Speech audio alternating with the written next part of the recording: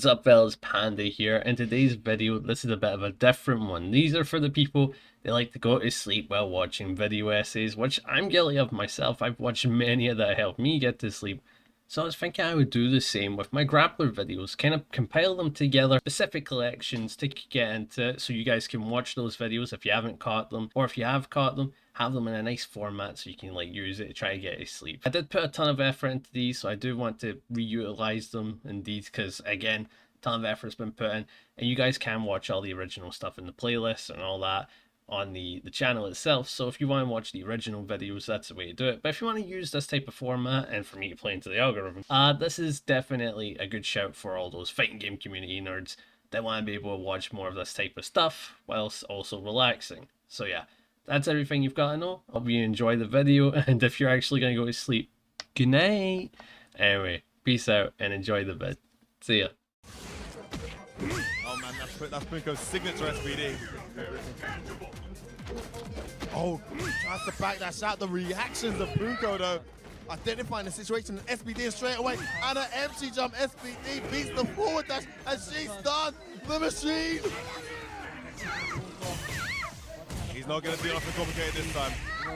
Just gonna kill. Hey fellas, Panda here, and today I want to show love to yet again another old classic design grappler. One thing I will say before we get out of the way, I'm well aware he could do everything, but I feel like his grappler capabilities are the thing to focus on, and for those who know. But before we get into today's video, be sure to like and subscribe and all that good stuff. And again, we're trying to hit 3k subs. That way I can make the Taker video. I don't want to make the Taker video, but if you guys want to see it, I will certainly make it. That's for sure. So that's the goal, 3k subs. I'ma chill now, and let's get into the video. So, quick recap on what Grapplers want. They want to wall the opponent down and get in and threaten their strike throw. They may use armor or walling to get in, but what happens when you give them everything? This Grappler has everything, as he was designed as a boss character to be made playable, kinda like Seth in Street Fighter 4, except this is a classic fighting game. They managed to make him balanced. Crazy stuff. I suppose it's time to introduce the game, and all I'm saying is, here we are and here we go. KOF 98 is here again.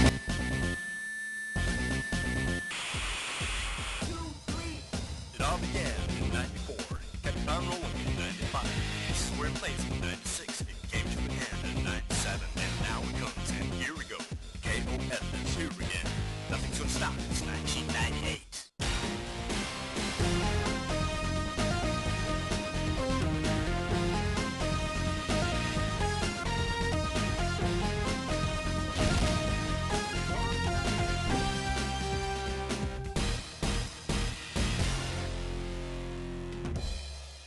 KOF 98 Ultimate Match is a modern rendition of KOF 98. It came with rollback, and this game rocks. The game's mechanics are fun, it's in depth, and takes a good bit of time to get good at. This game is a 4-button tag fighter that doesn't use the tag system like every other tag fighter like Dragon Ball FighterZ with assist. And the 4 buttons are this: A being used for light punch, B being used for light kick, C being used for heavy punch, and D being used for heavy kick. The game also has the 4 jump system that KOF is known for, such as jump, super jump, hop, and super hop.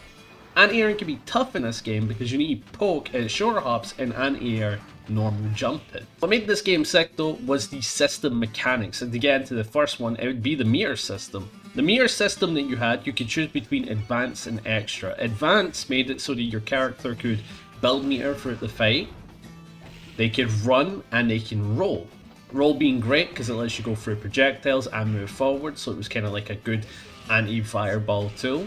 Run being great as well, lets you able to run up and run strike throw, or you can run Oki, makes it easier. When you build meter, it acts like the classic KOF system that everybody knows, which is you build 3 bars of meter at the start, that's your maximum, but the more your teammates die, your maximum rises, so you can have 5 bars of meter, allowing you to do some crazy max cancels. The game also had a guard cancel system that let you do a roll or an attack if you use the guard cancel system in the game.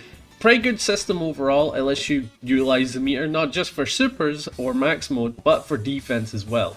But the other metered system was the extra system. That's one of my personal favorite, but I do think advanced is better, but that's just me.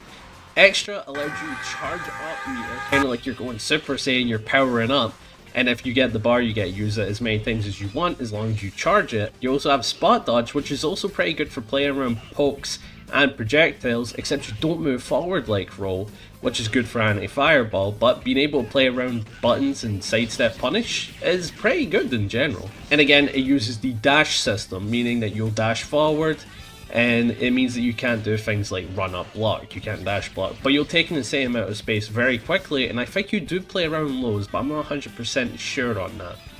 But one thing that made this system awesome was the desperation mode. What does this mean? Well, when your health was low, all of a sudden you gain access to infinite supers. Yes, and it also let you do the enhanced version of your super as long as you had the bar meter for charging up.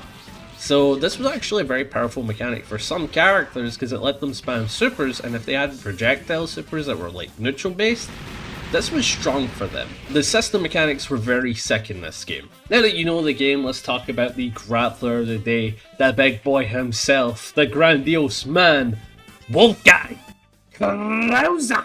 I'll chisel your gravestone. Sleep well.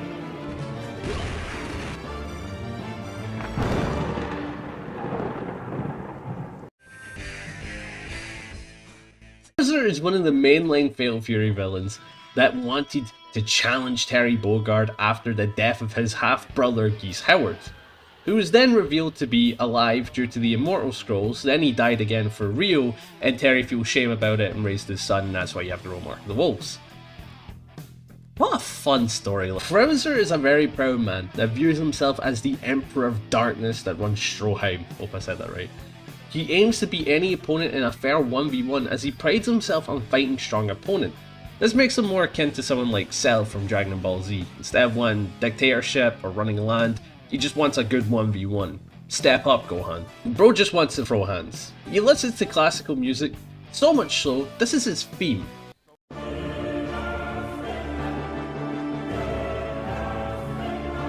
Ah yes, the Requiem in D minor, or however you say that. In terms of gameplay, he's a grappler that's adept at everything in a fight. The martial art is called Stroheim Fighting System, which is loosely based off a German wrestling fighting style known as Kampfragen, and Patriarch, the one that Marissa uses in Street Fighter, making him adept at striking and grappling. But here's the thing, in terms of gameplay, he's good at zoning, he's good at grabbing, he's good at poking, and he's got a parry. He's got it all, the grappler with everything. And he also had one of the coolest supers in the game.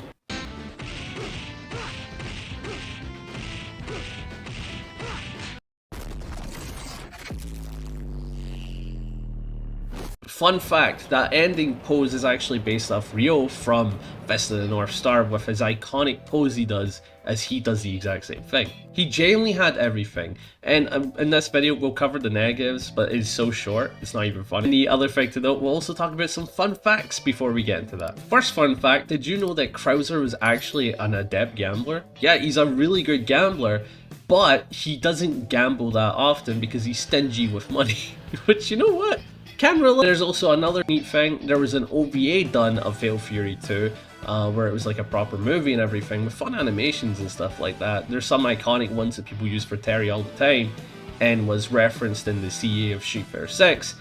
But Krauser himself, he looks so weird.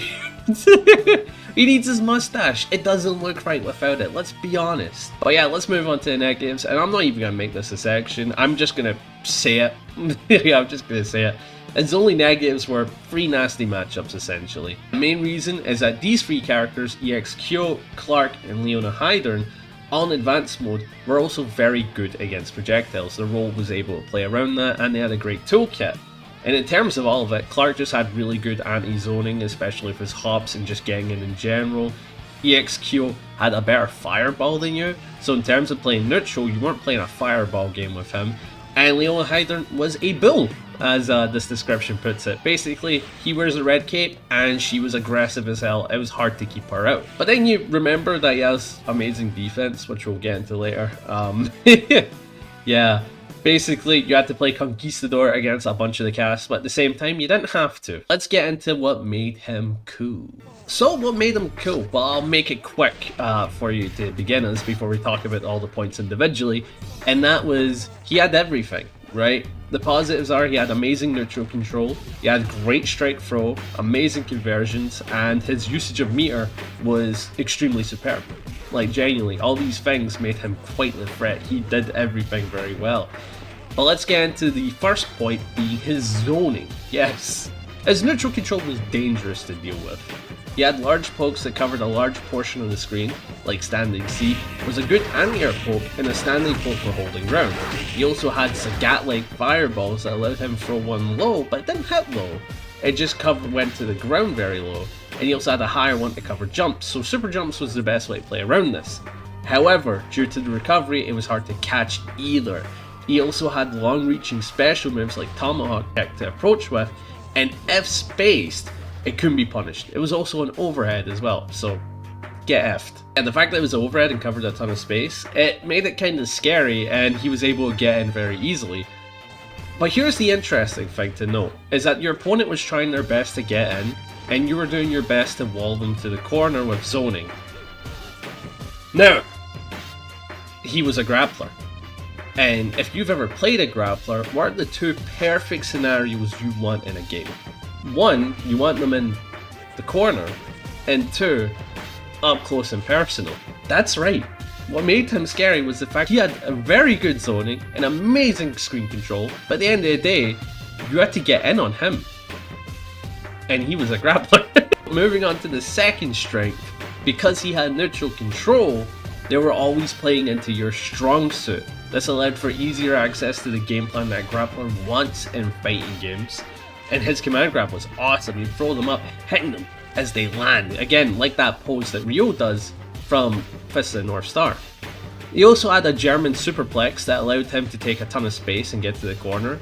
And by the way, that grab had delay to it, but it was also an iframe command grab. Yes, like Clark's Frankensteiner, bro had a DP throw that took you half screen. He didn't get mad damage off of his throws because that's how KOF is designed. It's designed to give you good Oki rather than just go like ton of damage, which I would happily take over Paul Buster 40%, but it's kind of mad that that does damage and Oki. Of course, with advanced mode, because you can run and that's the way you want to play Krauser most of the time, it allowed you to essentially approach really well for your Okis, and your Okis are very nasty, that's for sure. You get easy 50-50 strike throw, and Wake Up Throw was also strong in these games since Wake Up Throw came out in one frame, meaning if they couldn't set up a safe jump, you could just Wake Up Throw to get out of the scenario, and if you need those iframes, go for the iframe throw. So his throw game was immaculate for 50-50s, Oki, and setting up everything he needed, and they were great for defense. But another thing that added to the zoning was his Super Kaiser Wave. If the opponent was using extra due to the character they may be running, someone like Athena maybe, who loves having their EX projectiles and stuff like that, Kaiser Wave became extremely safe to use because you couldn't jump it. Super jumping it required tight execution, basically meaning this was a free neutral giant projectile that you have to hold, unless you're in advanced mode, because then you can roll through it. His Oki traps, let's talk about them. This guy might put Hagar to shame, honestly. Yeah, he had some nasty stuff. Up and throw, you could go for JC for a cross up, you could go for safe jumps, and you could go for ambiguous roll. What does that mean? It means that you do a roll, and you don't know if you're going to be on left or right side, and the opponent needs to guess, and if they guess wrong, they'd get opened up for a good chunk of damage. The world was your oyster when you landed this command grab. The Oki was insane, and you could do whatever you wanted, and because his strike damage was also insane, which is his next strength I had, his combos were ridiculous and also gave amazing Oki. Yeah, combos were nice and dealt a solid chunk of life, and on most confirms he could confirm his fireball into the Kaiser kick or light tomahawk, and a lot of his confirms were easy to do Kaiser wave into, and his other super that is obviously sick as hell. It's his footsies buttons like crouching C, B, and A. He was able to confirm the max mode for sizable chunks of health, and mix that with his Oki. He was kinda evil, I'm gonna be honest. He played neutral well, he did damage well, and he did defense well. There wasn't an aspect this character was lacking in, and unlike Ryu, he has a 50-50. In terms of defense, he genuinely had it all. He had iframe command grab to escape, he also had good wake up supers for getting out of a bad situation, and he had a triple half circle input with kick that allowed him to do a frame 1 command grab that beat safe jumps. Yeah, if your execution was correct, you could escape most situations, let's be real. If you're a goalless player, maybe this character would give you an erection. This character was strong, and of course there were some high level people that played him in KOF 98 and even in EVO 2022, where there was this fella. Yeah, Random Llama was actually a pretty good player with Kaiser, utilising all of the strengths that his character had, and I've gotta say, with the high level gameplay in the back, this character is insane, man. I don't think he was lacking anything, and I feel like he had everything. And that is why I dub him the Grappler with everything. But yeah, in terms of everything, I want to just mention that I actually quite like his design as a Grappler. Like, sure, it's a little strong, right? But in a game like KOF, it was very fitting because a lot of the base mechanics were very strong. And there were many weak characters in that game. Yeah, you had some really strong characters in that game. King was strong, Orochi Chris was strong, you also had Iori, who was a very good pick in that game. Like, it was one of those games where there was a ton of strong characters, and Krauser was one that definitely had to do that. And I've got to say, I kind of wish we had this design a bit more. Kind of a show command grappler, it's kind of cool to see.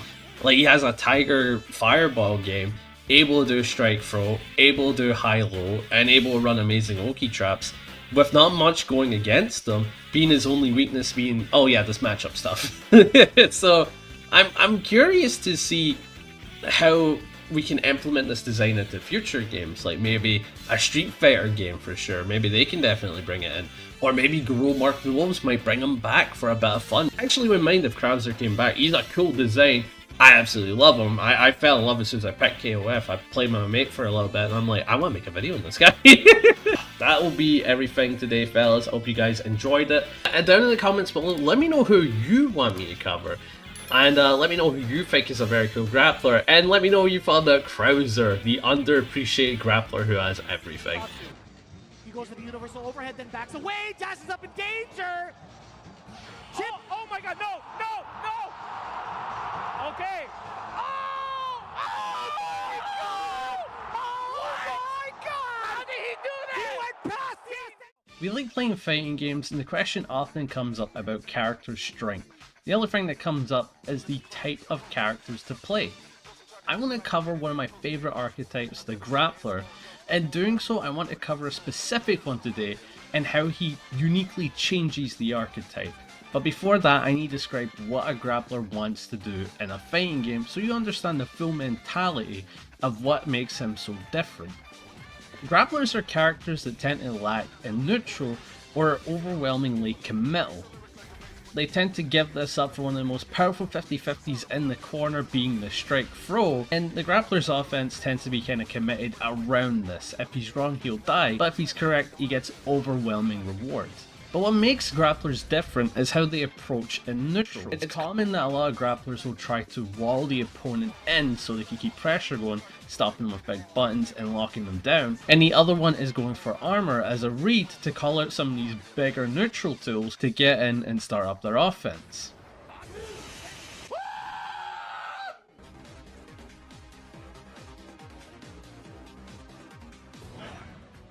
When it comes to Grapplers, there's no other form of unique way to get in. I'm not going to talk about him. But when it comes to Grapplers, they all share the same thing, which is the strike throw. The strike being able to deal good amounts of damage, and of course the command grab being an unblockable quick tool is a great way to open the opponent up and make them guess if they want to backdash, jump, or take the throw. When a Grappler doesn't really have walling tools or a great way to get in a neutral, then how do you make them work? And that's what I feel like this Grappler does. This character has a unique strength that makes him stand out among monsters. Except in this game, I would replace the monsters with the wolves. They existed. Those blinded by ambition. Those consumed with vengeance. But here, they do not exist. Only winners and losers here. For here, the mighty.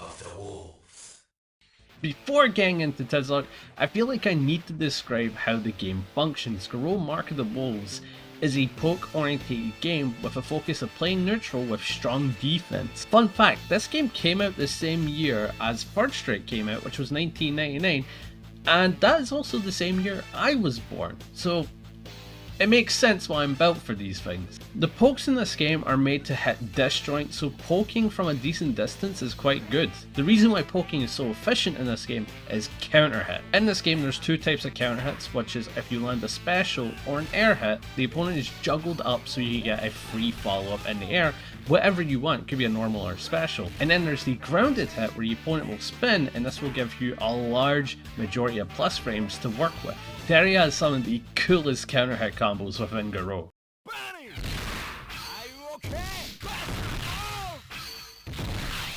The main thing that makes the game stand out is its defense. During this point, defense in fighting games was having great throw protection and then trying to fight your way out of a horrible safe jump scenario. However, in this game, you had just defending. You timed the block when a hit would land. Just defending did multiple things. It would heal a bit of your health, you would be closer to the opponent, and if you were quick enough you could do a special cancel. Yes, that means on block you could do a special cancel, meaning you could do some disgusting defensive techs, and we'll be getting into that a little later. The game also has a mechanic called TOP where you can put a third of your health bar in a special mode where when you get to it you get health regeneration and you gain access to a new special move. However, the lower you set it, the more damage your character does, so it's kind of like a rage mechanic in Tekken, except if you set it lower, you may get put to a point where you won't get to actually experiment with it, but if you use it earlier, it means that you're going to do less damage. So there was a bit of a main game where you wanted to put your TOP, and for some characters, their moves from TOP were extremely important. For example, Grant in this game absolutely loves having his TOP for guard crush pressure. But yeah, besides that, let's talk about offense in this game. This game is awesome in terms of offense. It incorporates feints, which can be used in neutral as a bait, and of course can be used to actually make your moves recover faster because they're special cancelable. This allows for feint pressure in the corner and extended combos. Terry can feint his standing medium to do another standing medium link. It's very creative and leads to devastating scenarios. However, I think it's time I finally got into the man himself, Tizoc!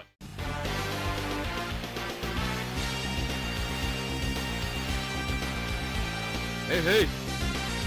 Ah! Tizoc is a grappler that fights for his fans as he wishes to inspire them. The Griffin, as he's known in Japan, and Tizoc as he's been localized, is a character from both Fatal Fury and King of Fighters. He debuted in this game back in 1999, and he stood as the main grappler caricature for this game. Some of you may know Tizoc from King of Dinosaurs, his rival. They're not the same person, do not fool them, they are rivals, and that is the heel version that he has to fight against. Trust. But yeah, he rocks a cool lucha like griffin mask, and he has a lot of cool grabs to go with his wrestling game plan. Tizoc is truly a fan favorite in this game, and we will go over the positives before we go over any of the character negatives to do with his toolkit and what makes him so unique in this game. When it comes to the positives, he was actually pretty solid in neutral and had tankier health, and he had the unblockable command grab super, great feints, and of course some good damage in range. But I want to get into the main thing that truly makes Tizoc unique in this game, and compared to every other grappler, this was the main thing that I wanted to talk about in this video, and that was his evasion. Yes, he was a big body grappler with evasion. A lot of his tools had evasion tied into his toolkit. The best example of it could be his forward dash. His forward dash actually avoids lows for 10 frames, meaning that it's great against neutral sweeps, it's great against neutral lows, and the same goes for a lot of his feints as well. If you do his forward feint, he will duck down for 14 frames and bring himself back up and recover very quickly. This was powerful because it made you beat so many poke tools in neutral and get into run offense. Yes, Terry could whiff something like a standing medium, and just like that you get in for a command grab punish. This is one of the great things about Tizoc, is that his toolkit is built in for evasion to punish bad mashing and bad neutral plays, kind of like an actual wrestler would. Like, of course you get the wrestlers that would tank a hit, no sell, and that type of style, but then you get the ones that are ducking clothesline and responding with a suplex. This is something that I truly love about the character's design, and stands out compared to other grapplers at the time. Hugo was more of kind of like a walling grappler that pushed his way in with massive normals, and of course Potemkin and Accent Core had his armor and again massive normals, whereas this guy, he didn't have massive normals, he just had good speed and amazing ways to dodge around the opponent, and I think that is extremely unique for a grappler during this time, and hell, even to the current time we're in. And then moves like crouching A plus B, which is both of your lights, he'll do a head poke attack that's +1 on block and duck highs yet again, meaning if he lands a hit he can go for a cheeky command grab, and if he avoids tools he's into threat more pressure. And I think that's really awesome about the character. Again, just a lot of evasion built into this toolkit, and it makes him really stand out as an awesome grappler in the time. A lot of tools are built like this. His taunt has evasion, his overhead has evasion, his forward dash has evasion. He's kind of built to punish bad poking in neutral if he can evade over it or evade under it. And I think that's really well done for a grappler in this type of style, and probably less frustrating your fight compared to the armor meatheads of today. When it comes to this neutral, it was actually pretty decent. His poking was very good, and if he had to go to area, he could actually play area really well with a lot of his tools like jumping A and jumping B. He also had really good jump ins as well, like jumping C and jumping D. When it came to Fatal Fury, he was a 4-button fighter. When it came to play neutral, he could wall his opponent off pretty well with some massive pokes, and pretty safe pokes as well, unless he was whiff punished. But yeah, one massive tool that he had that you had to fear on every grappler was his grappler command grab super, the Big Four. This gives Tizoc a threat to use on Wake Up, and considering how easy it is to get meter in this game, this is a threat that you would see often. Tizoc did have some slight meter gain issues compared to the rest of the cast, but his was still pretty solid, and the fact that both of his command grab supers both had invulnerability, despite the fact that one cost 2 bar, one cost 1, it made them quite threatening. One thing I've got to mention is that just defends are special cancelable, and on a grappler that means that you could do a special cancel just defend into a command grab, which was very powerful on defense, but absurdly difficult to do. Tizoc also has a strong 50-50 game plan with his command grab. Of course, it led to good damage, led to OK, and he could run offense from there. However, his strike game wasn't the best, and that is the beginning of Tizoc's weaknesses. This is where the character had issues despite being such a cool design. Matchups weren't brutal. The worst that he got was a 7-3, which was amazing back in the old day fighting games, truly. But one thing that affected his matchups was his combos. Of course we can threaten strike throw like any other grappler, but the thing is, when your strike had no combos whatsoever, and I do mean no combos, this isn't like a case of like, oh he does two, but he had no combos. Bars off, his jabs were the only thing that were special cancelable, and considering he had a very powerful closed heavy kick, that'd have been so much better to have, but the thing is, it wasn't special cancelable. So it meant that when you landed a hit, you had no form of special cancel to get combos with, and the only time you're going to get combos was on counter hits, and even at that, they were still limited. But then comes the next issue. Even his moves that are special cancelable are very slow. This means that if he even lands a jab, doing the clothesline instantly would be blocked or whiffed, and that was a problem with Tizoc, his offense had no form of combo edge. So that meant you had to rely solely on the throw, and when your only mix-up's good throw, it meant that people will take the hit, which meant that your offense was kinda redundant unless you dodge by an attack to whip punish with throw. Yeah, when it came to combos, the only time you're getting them was on counter hit, and he didn't really have pokes that were made for counter hitting the opponent like Terry or Kane or Kevin. One problem was his breaks. In Garou Mark the Wolves, when it comes to combos and special moves can be broken. Some of them have a break mechanic that lets you cancel that special move to do whatever you want. And that is one of the issues with Tizoc. You need to look to the rest of the roster to understand how bad his was. If you look at Raw Coward, his was a command grab, and if you did the break, you wouldn't do the follow-up, but you actually got to do whatever combo you wanted, meaning if you had bar and you landed a command grab, you could go straight into super for damage. And then if you looked at someone like Terry, his power dunk was a break, meaning that you had a pretty good evasive neutral tool that could be breaking for combos, and for counter hit combos it led to massive juggles, and in the corner it was truly a good tool for both pressure and combo edge. If you look at Kane, he had a DP that was able to be broken, meaning if he breaks a DP, he had invulnerability and he was +7. This is truly an evil zoner. This is Gale if he was evil. But if you look towards Tizoc's break, his was his clothesline. And his clothesline wasn't that bad, but the break reward was awful because all he did was... Did you catch that? Yes! His break was just doing his backdash essentially. And his backdash was great. In this game, backdashes are amazing.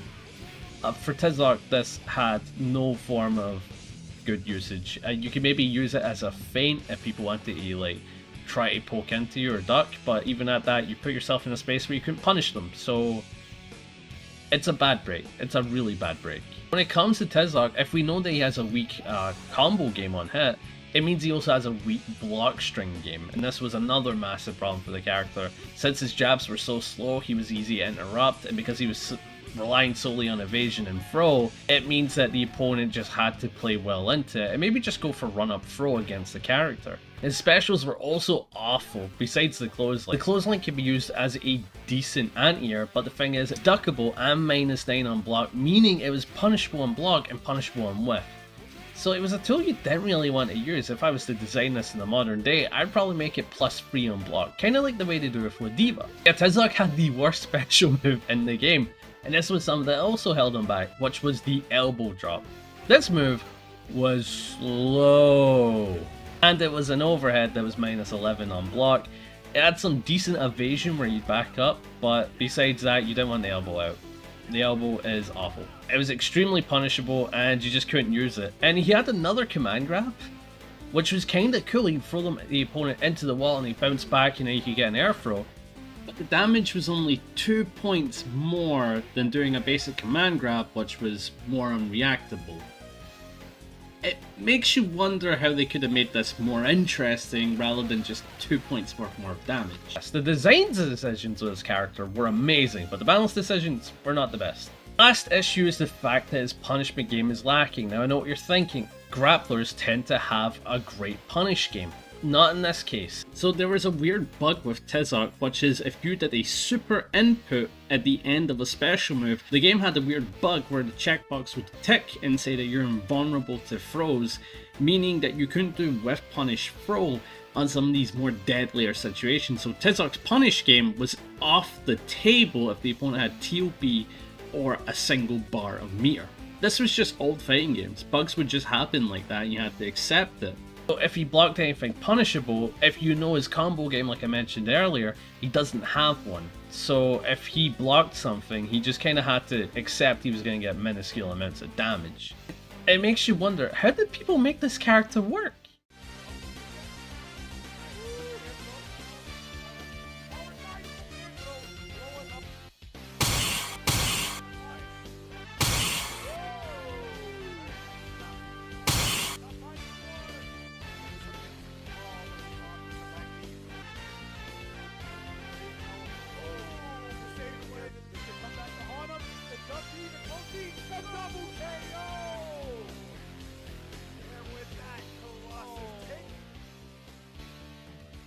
But yeah, to anybody's shock, there were people that would try and make this character work, and we absolutely loved those character loyalists. I want to get into the final points, which is kind of talking about how much I love his key strengths. The fact that he was a grappler of evasion, not armor, not walling, it made him very unique. And he wasn't like he was missing out on his big body properties. He had slow normals, he had big damage, and he had more health than the rest of the cast.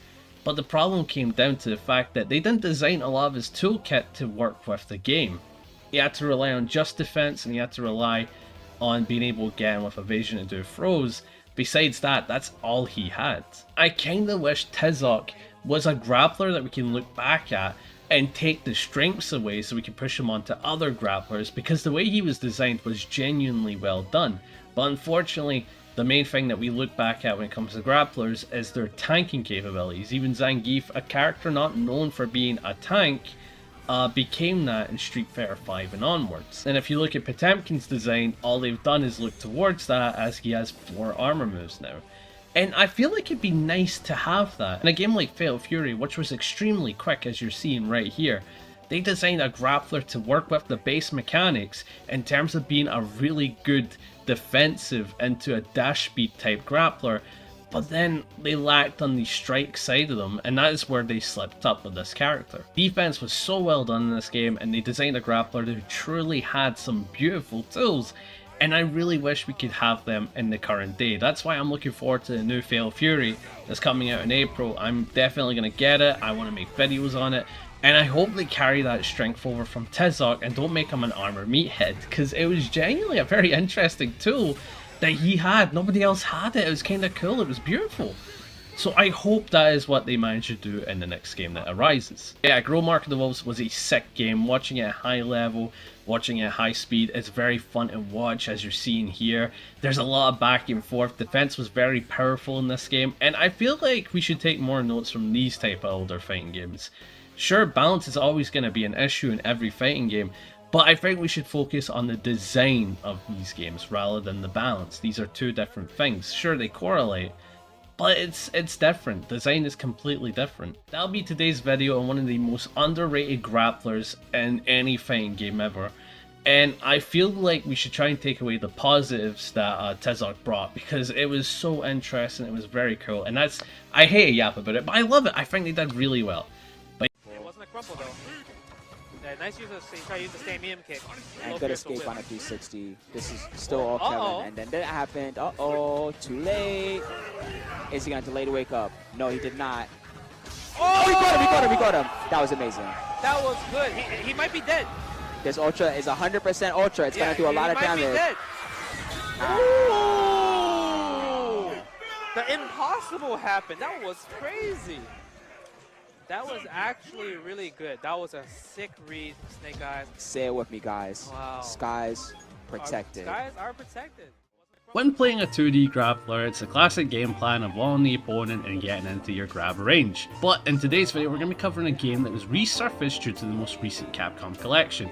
What's up, fellas? Patriarch Panda here. Hope you guys like and subscribe to today's video. I'm trying to get to 3,000 subscribers to make the Iron Tiger video. It's a classic. Been trying to build up to it. If you don't know, I'm not a big fan of BlazBlue, so that's going to be an interesting thing. Who knows, maybe it might convert me.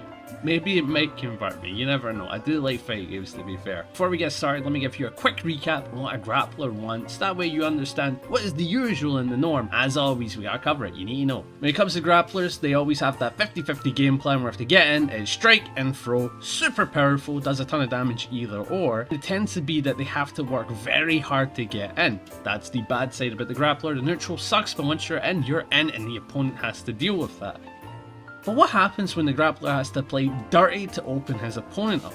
And they're given extreme pressure to do what they want, and the neutral might be a bit murder, but you got some tools that are exactly not playing fair. Let's get introduced right into the game that we're going to be doing today. It's time to experience the most exciting battle in history. Let's get ready to battle! Capcom.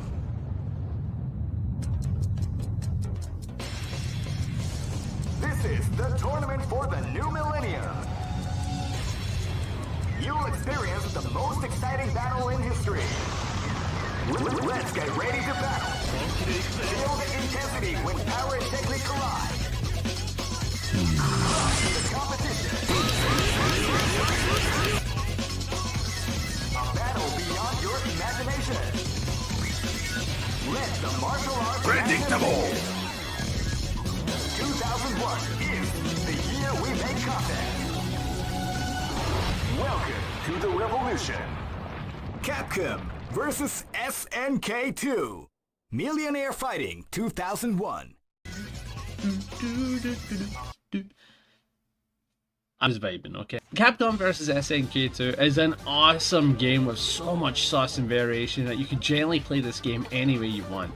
Where do I start? The game has a ratio system where you can pick between 1 to 3 characters and then give them 4 points to vary between them. So for example, if you pick one guy, he gets all 4 points, giving him more health and damage.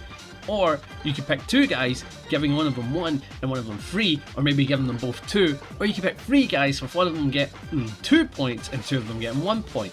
Confusing, I know, but this is some of the best pre-planning in a fighting game. Capcom vs SNK had some of the best when it came to getting into that pre-planning. But someone with 4 points was an absolute unit that was hard to kill, but they still had their base health to scale. So for example, someone like Shin Akuma, the main boss of the game, will still get folded at 4 points, but someone like Zangief, for example, is an absolute powerhouse that you're going to have to get in on multiple times to truly kill him. Someone with 1 point meant that they were a pushover, so Shin Akuma, again, I just died. He died with 1 point, so you didn't really want to give him 1 point. You want to give him like 2, maybe 3 if you wanted to play a character like that. The fighting game was actually a 6-button fighter, meaning characters from the SNK side that only had the 4-button systems like light punch, heavy punch, and light kick and heavy kick, all of a sudden had an extra button. Some of them utilized their command normals for the medium normals, and some of them gave them the brand new animations. This was definitely a fresh sight of eyes for the SNK fans. Not only did you get to see your characters in the Capcom sprite-like style, but you also got to see some new attack animations, added a bit more life to your characters, despite the fact that SNK characters already have a ton of life to work with. Guess what, nerds? It's time to go and beyond dorky. You guys are gonna dork out. If you love dorking out in a fighting game, you love your pre-planning, Capcom vs SNK 2 had some of the best pre-planning in fighting game history. For example, if you're a fan of Sam's Show, maybe Fatal Fury, well, let me introduce you to the groove system, where you can pick K-Groove, which made it so that when you take damage, you build meter, you have just defense, and when the rage builds up, you deal more damage, and your super is the best version of it. Again, if you're a Sam Show fan, maybe you want to play Samurai Showdown Zangief, maybe you want to play Sam Show Ryu, you know? You can play Sam Show Sakura. You can do that. Why? You can do that though. That's an option. Every group had their own unique meter system that played like the games. For example, if you like Street Fighter Alpha, you like the Aism, which is the super style, where it gave you 3 bars, you can pick the C style, which will give you 3 bars to work with, and you'll get a bunch of the mechanics from Alpha, like rolling, dashing, and air guarding. So in this style, you can block in the air, which is so strong because some styles didn't have that. Like, did you absolutely love Street Fighter 3 Third Strike? Well, P-Groove is for you. Why? Because you gain access to Third Strike parries and its super system, which is like you whiff normals to build the meter. This is awesome because all of a sudden you can now play Iori like you're playing Third Strike. You have no idea how sick this was, being someone who grew up with Capcom games or SNK games, because you're all like, oh damn, I'm a big fan of Zangief. I played Third Strike Zangief, which never existed. This was so sick to grow up with, because all of a sudden you had this game that got the perfect combination of all your favorite characters with the meter systems that represent their games. You got to play Aism. You got to play with the meta ones, with A-Groove, which act like the custom combo routings in Alpha. So if you like the Alpha custom combos, well guess what? Now someone like Rugal has custom combos. This is beyond insane. This game's awesome, and that's some of the best pre-planning I've ever seen in a fighting game. But of course, they've all got their metas, and some grooves suited certain characters better in the meta. The best ones were A-Groove because of the custom combos, K-Groove because of the access to rage and how that buffs a ton of characters like Sagat or Kami, she was really good with it, or C-Groove, which was a very nice all-rounded groove that gave you access to air guarding, for example, and some good defensive tools like rolling and short hops, whilst giving you the 3-bar super system. Like, good groove to pick, solid groove to pick. But yeah, now I need to get into one mechanic that was super important for this game, but not important for the character that we're going to be talking today, which is the roll cancel. In this game, you could plink a roll cancel in the first 2 frames, make the move that you're going to do have iframes while approaching. For example, Ryu here is doing a roll cancel Hadouken, which makes it so when he does the Hadouken, he's going to have iframes on the startup, he'll avoid some attacks like a projectile, and send one back of his own. Roll cancelling was super important for a ton of characters. I believe it was great on characters like Chun-Li and Kami. On the character that we're covering today, you wanted to play him in K-Groove, so he didn't have access to rolling. It wasn't important to this grappler, but it was important if you wanted to play him in other grooves. So yeah, A-Groove was busted because not only did you have custom combos that allowed for guard crush living scenarios, and not only was it busted because you had roll cancelling, it was just a good one. You had good pressure, good combos, and you could kill it off of anything. I mean, look at this Bison combo. Painting the fence is what they call this, and look at the damage it does. It's really good. You know the base game mechanics, the grooves, the systems, the parrying, air blocking, all that stuff. But we need to talk about a character that utilized K-Groove. A big fella who defined himself on violence. Heel turned hero, the out of control tank, the big bear, Raiden. Did we?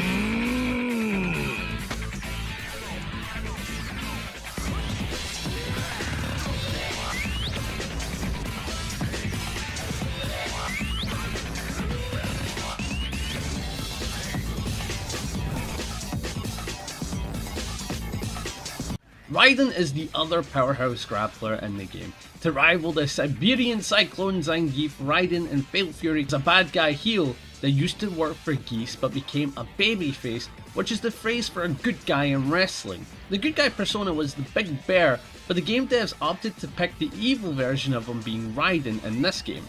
Raiden was a violent grappler, used to commit to extreme violent acts when wrestling under Geese's command. Through wrestling, he became one of Geese's top henchmen, but after having a tight fight with Andy Bogard, Raiden then decided to change his life for the better, and he became a good guy with the wrestling persona Big Bear. One thing that's funny about Raiden is that he likes to go back and forth between these two wrestling personas in the Fatal Fury universe. He likes to go between Raiden and Big Bear because he finds it fun to play those characters. He calmed down on the ruthlessness on that aggression. Ruthless aggression! He liked going between the characters. He thought it was fun, and you know what? That is what wrestlers do. They constantly flip between heel to babyface, babyface to heel. Look at The Rock, right? He's a perfect example. So I like it because it's oddly cute. And in CVS 2, they decided to go for his Raiden counterpart, where he's a bit more ruthless, a bit more dirty with his fighting. And you know what? I find that's cute. Before I realized what he was about, I thought he was lame, but until I found this out, probably one of my favorites. He's kinda adorable, not gonna lie. To get into his game appearance, he did actually have some good stats. The only thing that held him back was his wake up time and run speed. Besides that, most of his overall stats are good in terms of health, his projectile hop, and his stun bar. This means pairing him with K-Groove is a good idea in the meta placement. He sits at C+, making him a comfortable character to play into a decent chunk of matchups. So in the meta, he wasn't overly represented, but you could play him. You could play him. You would have a hell of a time against like Sagat, Sakuras, Ioris, Blankas. But at the end of the day, you could probably play him into a good chunk of matchups, and this is one of those games where if you pair the right character with the right groove, you can probably make them work. It was one of those games that was properly figured out, and it's still being figured out to this day, 20 years down the line. I want to list his strengths and weaknesses, that way you understand what made him who he is, and what makes him extremely aggressive compared to other 2D grapplers within this genre like Zangief and that. Because I feel like this is important to cover. Here's a list of his positives before we get into the things that made him good, and then we'll get into the things that held him back. I feel like we need to do that. I feel like I need to tell you what was great, so you can understand, oh wow, he's unique, he's cool, he's interesting, he's very different to other grapplers of the big boy variety. And then I need to crush the landing with telling you what made him weak. Yeah, taking a look, he had good health, he had Rika offense, that means he could vary his offense a ton. Good damage, insanely solid supers, decent roll cancels. We're not going to be talking about them today because they aren't too mental, but he had amazing use of K and C groove, which again, those are the meta grooves, so having good usage of that is amazing. And had some scary offense, some of the scariest in the game, by far. You didn't want to mess with this guy. K groove was good with Raiden due to having great health. Raiden also did amazing damage with K groove in effect. At the end of the day, when it came to K-Groove, it just made sense. You could get good at just defending, and then that was you. But Raiden does have tools that you want to roll cancel, but he doesn't care too much, and this is why we picked K-Groove.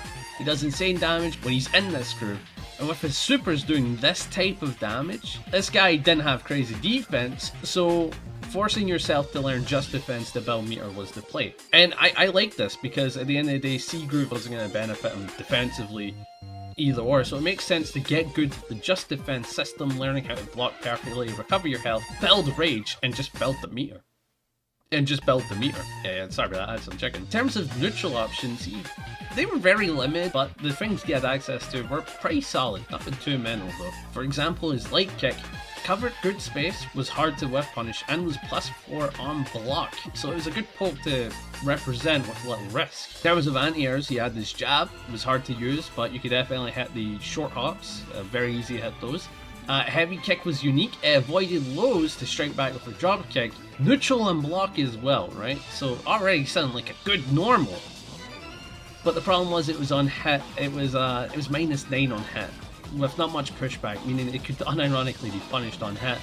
and that it feels foolish. On block, very good. On hit, his sweep was quite nutty, allowing for a fast sweep that is hard to punish due to spacing. You got a hard knockdown, decent reach, and you know, it was hard to catch. It's very hard to catch, good to represent. He has a crossbody like most grapplers, allowing for a active cross up, and he has some interesting normals like Bear Stomp, where he'll stomp the ground, and it was completely disjointed.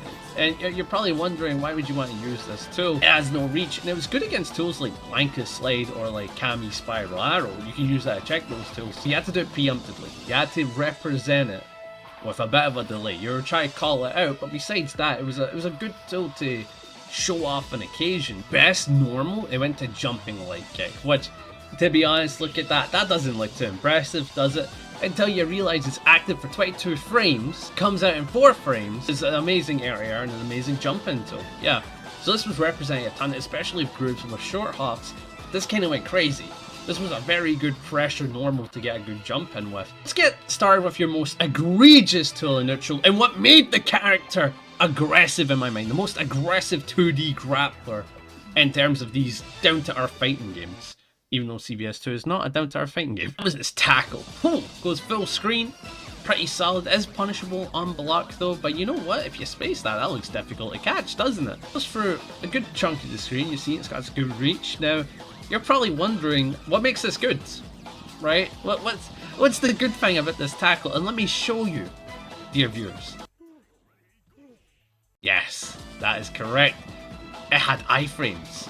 It had iframes going forward from frame 3, I believe, to I think 22, and it was super active. This was a flash kick that went forward, and this leads to how aggressive he was in neutral. He was able to power through fireballs, power through pokes, and hit the opponent.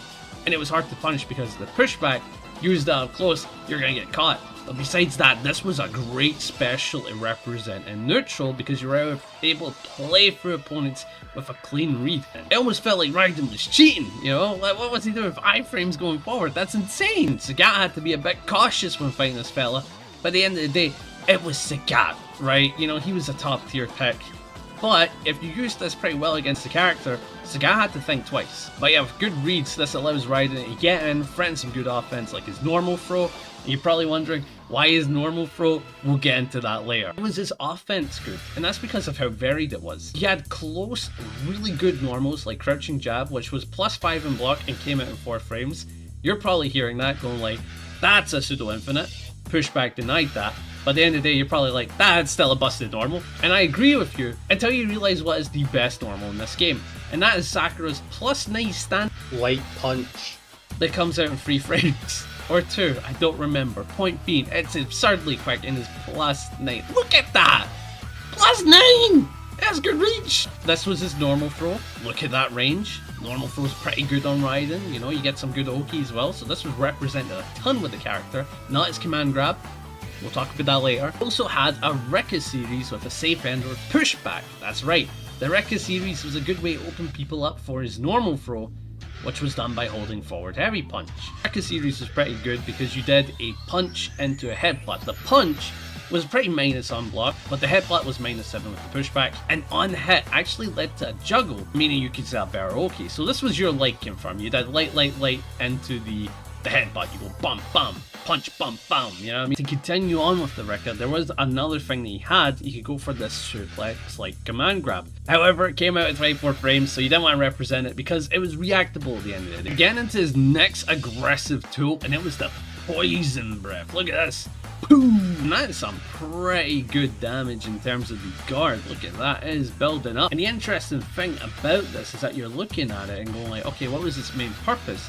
This was your reset tool. This tool was +9 on block and allowed for some good pressure. It was fairly slow, but against characters that were big, you know, like Sagat, this was a very good pressure special move. Some characters couldn't crouch under it, so you use this to keep them locked down and respect your plus frames to set up for a strike throw. So if you wanted to reset the opponent, keep them locked in, and try to deal with that guard beater to get a free opening, this is the tool that you would use with Raiden. So you had a clear design of what you wanted to do. You wanted to go between setting up normal throw, Rekkas on hit, try connect them to get a hard knockdown, or use this poison breath to reset the opponent. So he was very aggressive. He had a ton of reset opportunities that you had to keep your eyes open for. If he was sent back to neutral, One clean read with a shoulder tackle, put him right back in. Oh yeah, neat thing as well, on the Rika series he can connect to his Flame Breath Super after a juggle. Not easy to do though, this is an old fighting game, I'll tell you something, I hurt my hands trying to do this old execution. I like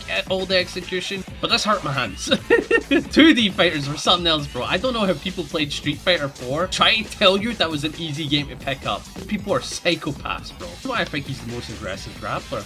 He's in, he has so many tools to represent, and you've got to think about what happens when he has meter, or when that rage is built up, because when K-Groove is built up, he did 35% more damage on everything, leading to his next powerful tool in defense, and this is the only thing he used on defense, which was his 720 classic escape command grab. There's one problem with it. Not for you, the opponent. It had insane reach, 115 pixels, which was pretty big in these games, by the way. Look at that. That is insane reach, and with the K-Groove, you used the strongest version of that super every time. Every supers had 3 versions, a light, medium, and heavy. When you were in K, you used heavy every time. And the heavy version did chunky damage, look at it. The combo supers, again you have the Flame Breath, which you use after the Rikas. Again to the most unique thing that Raiden had, which KOF 13 made better use of this tool than what this game did, was his drop kick. If you held 2 kick buttons together, but you should always hold medium kick and heavy kick together, because light kick was essential in his toolkit, and his medium kick buttons were ass, and his heavy kick buttons were okay. At this drop kick, which act like boxers turnaround punch and go through projectiles in modern Street Fighters and deal a ton of damage. However, for the maximum charge, you need to charge it for 48 seconds. This was the same with Raiden. He had to charge this drop kick for 48 seconds to get the chunky damage version. Except they had one weakness. It wasn't a projectile call-out tool. It had no iframes whatsoever, so you didn't use this against projectiles. You had to use this as an anti-air play. Most times out of 10, Raidens would charge at level 1, maybe 2, to anti-air people with this massive drop kick that was super active. You would never use it anywhere else because it was incredibly unsafe, minus 39 I believe. But that was it. That was it. You mostly used this drop kick that was super unique to Raiden. I think it's such a cool mechanic for a grappler to have, as it makes sense, a drop kick that became stronger and stronger, that covered so much screen space. But what he really needed was to either make it more safer, make it either plus when you charge it all the way, or give it some type of like projectile invulnerability. But they didn't do any of that. So unfortunately, this drop kick was relegated to one niche, a niche it was good at, but one niche indeed. Yeah, these tools made him super aggressive, taking space in a matter of moments, and a Rika to mix and throw, having some solid reset tools, insane pressure normals like light kick and light punch.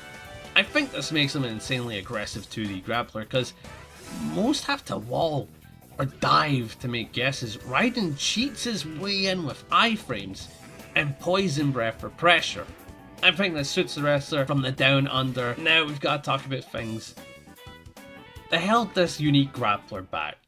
This is the negatives we've got to talk about now. Let's get into the main one that held him back. His speed.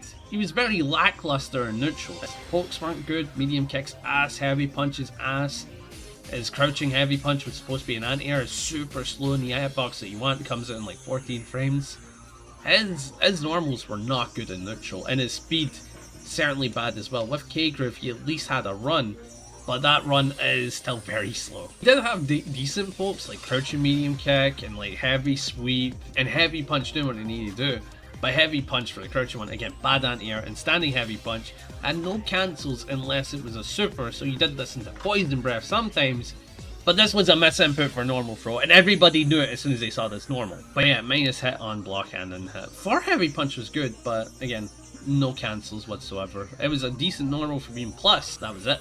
Lackluster neutral and essentially pokes. He didn't really have them. The only thing that he had to do was make reads. Again, shoulder. And I feel like shoulder made most of his neutral as well as jumping light kick, his jabs, and standing light kick. That was about it. That was all you really represented with this guy. And if you represented anything else, you were just good at the game. Besides being slow in terms of movement, which is a massive problem, the next one is his command grab. The thing about this character is that every guide recommends that you use his normal forward heavy punch throw because his command grab is dookie.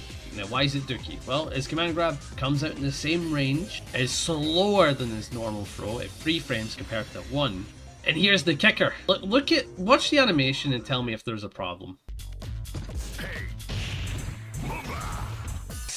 For all the educated folks in the chat, you're looking at that and thinking, that doesn't give Oki. And you're absolutely right. This command grab gave no Oki whatsoever. Meaning if Raiden wanted to get in afterwards, he just didn't. He had to represent shoulder to get back in. The damage was better than his normal throw. At the end of the day, his normal throw had Oki, reach, and damage. So why would you want to trade any of that for essentially no Oki? So why would you take away the best portion of a command grab, which is what you get to do afterwards? Held him back.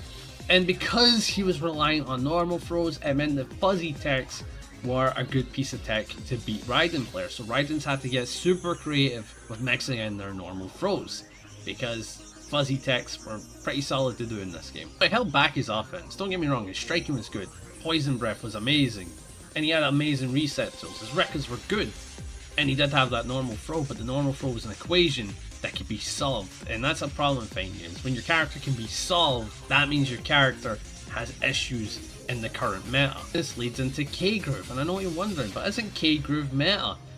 Well, it is, but there's a problem with it. The groove is great for him and some other members of the roster, but it limits the people that you can run on your team. Sakura, one of the top tiers of the game, wanted A-Groove. She loved the custom combos, it led to good guard breaks, it led to good pressure, and it led to good combos. Same with Bison. Iori wants C-Groove, one of the top tiers that are very all-rounded. He wanted C-Groove because he had access to good meter, rolling, and because he had the best roll cancel in the game, by the way. He had some of the best rolls in the game, you didn't want to mess with that. He wanted C-Groove, so you couldn't pick Iori. The characters that you had access to that wanted K-Groove in top tier were Sagat, Blanca, number 1, and Kami, which are all really varied playstyles that a grappler doesn't want to pick up. Right? You look at Sagat, he's a zoner. You're playing Raiden. There's no way you want to play a zoner. 9 times out of 10, a grappler hates playing zoners, so you didn't pick him. Blanca, bit of a freak, bit of a funny little guy, so maybe a grappler would pick him up, that's for sure. He still needs to get the next slot. And the next one's Kami, a super rushed down aggressive playstyle, which is way too fast for most grapplers to play. So your characters on your team were limited. In K-Groove, you want to have the best characters that you could. And you know, someone like Bison, he was picking A-Groove, he wanted to paint the fence. Someone like Sakura, same with her, she was doing the show loops. And of course, Iori, my goal, roll cancelling his way to a dub. K-Groove, this was something you had to consider, which was your picks, the people on your team and how they could utilize K-Groove. Raiden was great with it, same with these characters, but the characters had to be down for it. And that's the problem. Were you down to play those characters? And 9 times out of 10, no. It's most grapplers' mentality. No, I do not want to play these characters. And some that did were ready for that meta and they loved playing Raiden. Much good for them. And how did people even make this character work? Oh no, is that a montage?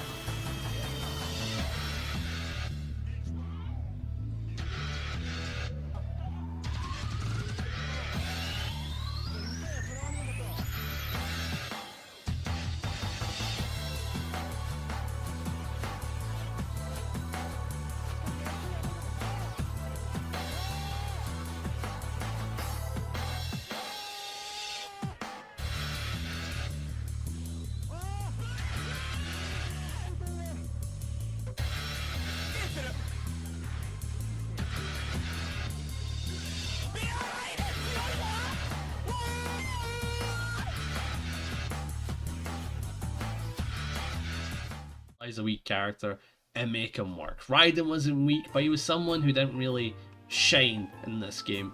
And it's unfortunate because he had a ton of cool design practices into his toolkit. I'm like looking at this, I'm like, wow, this is fun, this is unique, this is interesting. And then there's the occasional really bad thing that holds it back, like the command grab, lackluster neutral, being K-Groove reliant. It was a problem. It was a problem. In a game like this, most characters had iframes on wake up. He didn't have it until he was in K-Groove, which was an issue. If you want to make him work, you had to make clean reads, and on offense, you just had to vary to the point where the opponent couldn't keep up. And that is how the top dogs that played this character in tournaments made it work, and it's fun to watch. I mean, look at these fellas go, man.